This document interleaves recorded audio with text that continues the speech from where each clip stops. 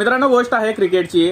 अजून भारतातील जनता विश्वकप जिंकलेल्या सुखातून आनंदातून बाहेर पडलेली नाहीये आणि अशामध्येच भारताचा झिम्बाब्वे टूर सुरू झालेला आहे आणि या टूरसाठी पूर्ण नौखा संघ भारताने पाठवलेला आहे. आता विचार करण्याची गोष्ट आहे की एकीकडे भारतानं विश्वचषक उचललेला आहे हातामध्ये, एकही पराभव न स्वीकारता, आणि त्यामध्येच इंटरनॅशनल मॅच सुरू झाली झिम्बाब्वे सोबत आणि पहिल्याच मॅचमध्ये काल भारताचा अपमानजनक पराभव झाला. आणि ओपनर जो होता अभिषेक शर्मा, जो IPL मध्ये तुफान चालला हैदराबाद संघाकडून, तो कालच्या मॅचमध्ये 0वर आउट झालता आणि म्हणजे भोपळा सुद्धा त्याला फोडता आला नव्हता.